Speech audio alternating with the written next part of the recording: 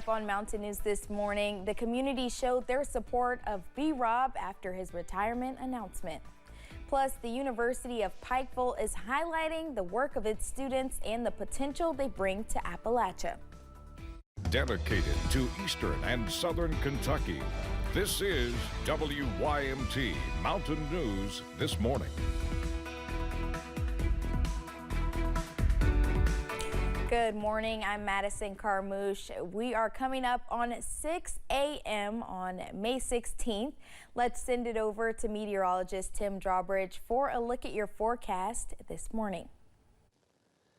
Good morning, Madison. Good morning, everyone. Not too bad temperature-wise across the Commonwealth this morning. It's still visibility issues with some fog. See some clouds across the region. Yes, lower clouds and the fog off in the distance. It's 61 here in Hazard. Our visibility, obviously not bad in comparison to yesterday morning, but it's been less than a mile across a good portion of Laurel County into Pulaski County, also across Pike County, and then up toward Rowan County is what made our way through the last couple of hours. Temperature-wise, mid and upper 50s into the low and mid 60s as we wake up on this Thursday morning. All right, so we check out the planner heading through today. The planner interpreting some drizzle, maybe in some spots with the fog that could be locally dense this morning. Otherwise, it's partly sunny and a high near 78. More about the First Alert 7-day forecast as we rock and roll through this 6 o'clock hour. Madison? All right, Tim, thank you. Tuesday, WYMT's chief forecaster announced his retirement, a day we never dreamed would come so soon, but also a day that we celebrate with him and the new adventures ahead. Not only has Brandon made our station better, he has made our region better. Our Olivia Calfee had the honor of sitting down with some of the people who know him well, and now have had the honor of experiencing his impact not only on their lives, but the thousands of viewers who watch him each day.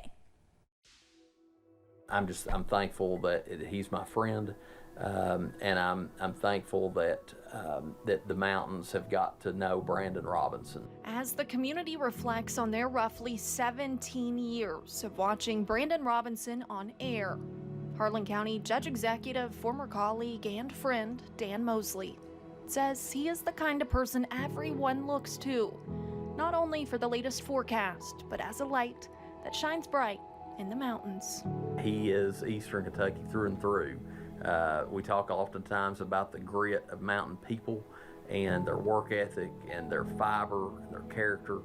Brandon Robinson exemplifies the very fiber of mountain people. His demeanor on air, through any situation, was the outward display of his inward love and care for his mountain people. One viewer and friend, Johnny Nicholson, says he always goes back to the night of July 28th, 2022. If anybody has ever had a chance to look at his dedication that evening, I mean, yes, he could have went home. His home was in danger, but he stayed the course, as it may be, and he made sure everyone was protected and got the information that they could need. We finally have power back in downtown Whitesburg. So you're getting a chance to see the devastation firsthand for the first time since earlier. Being known as a weatherman that will be hard to replace, he has a knack for making everyone that he meets feel welcome. He cares about the people that live in these mountains, and that has been very evident in the things that he has done that have not been on air. From his time at festivals to community events and beyond. Everybody that meets Brandon in person loves him. They love him on TV, but in person you love him even more. He always loved the parades, the Christmas parade, whatever parade was going on, especially if Snoopy was in there. He always loved parades, and it's just been great having him represent us on WYMT all these years. Brandon is always so positive and so loving and giving.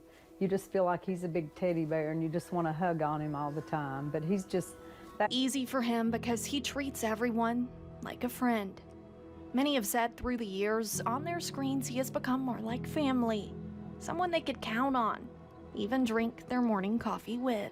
I think we're all better people because we've been around Brandon. WYMT, that was Brandon's goal, was to go there, and he got that opportunity, and he did it very well, and definitely a legend on that station that people love him and revere him, and we'll certainly miss not seeing him on there, but I'm thankful that he's going to have the opportunity to retire and do what he wants to do. We sure are blessed here at WYMT to say we work with Brandon. His official last day is not until June 30th, and we have already made him promise that he will come back to the station and visit, but I and everyone else will miss him on air and in this studio. We continue to celebrate Brandon's time at WYMT, and with that, we would like you to share your photos with us. If you have any photos of you and Brandon from festivals, public appearances, or any other event, we encourage you to share those photos with us at WYMT.com. Just look at this story on our website or scan the QR code on your screen. The Cedar Innovation and Entrepreneurship Fair kicked off this week at the University of Pikeville. The fair, once known as the Cedar Coal Fair, works with Shaping Our Appalachian Region, or SOAR, to get students involved in the discussions and dreaming about the future of the region and its workforce. With more than 200 projects at the fair and a separate project with more than 60 students researching healthcare careers, fair manager Karen Hamilton says it is all about having crucial conversations. It's amazing and inspiring. Our students have done such wonderful work. We have such talented, creative students, and to give them an opportunity to showcase what they can do is really a lot of what this is about. Cedar is hosting an open house and reception for the projects tonight at 5 p.m.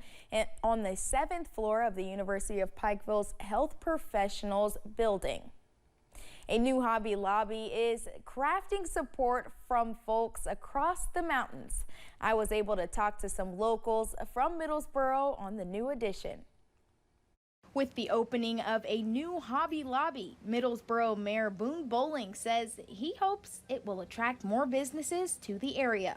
Usually you see several stores that follow a department store like this, so we don't have any confirmation, of course, but our hope is that we see 3 or 4 other stores continue to add to this on what Hobby Lobby's done. Before the new location started checking out customers on Monday, they traveled more than 1 hour to get their crafting needs. Yes, it's very excited because we're used to going to Morristown or the one in Sevierville, and so we're excited for it to be here in Middlesboro. And I do quilting, make quilt tops, and so material section is really nice. I'm really excited about all them different materials. The economic boom of shoppers also made room for the more than 1,500 applicants who applied to work at the store. When it came for the process of setting the store up, I was really excited because I live about 45 minutes to an hour away from here, so I commuted to work.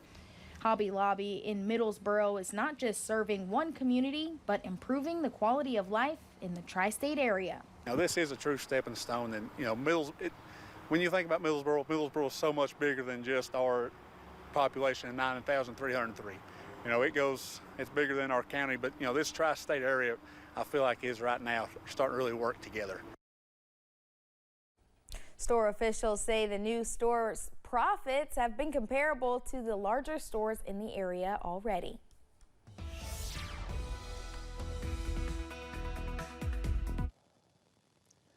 A good Thursday morning to you. Widespread fog issues again this morning, some very dense. Check out the visibility coming from Logan crossing the state line into West Virginia. Otherwise, we're at a 4-mile visibility at Harlan. We'll back up to a mile at the London Corbin Airport, and up in Rowan County, about 2-mile visibility as you make your way up toward the Ohio River and Maysville. Temperature-wise, we're in the mid and upper 50s as you get into western portions of Virginia. Otherwise, we're basically 60 to 65 across the Commonwealth.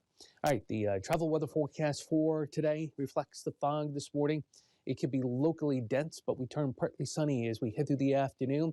and a high today in Hazard up to 79. More about the First Alert 7-day forecast and a look ahead to the weekend. It's coming up in a few moments. Madison? All righty, thanks Tim, and thank you for joining us on Mountain News this morning. More news is on the way. When we return, we'll take a look at the planned presidential debates and what will be different this time around.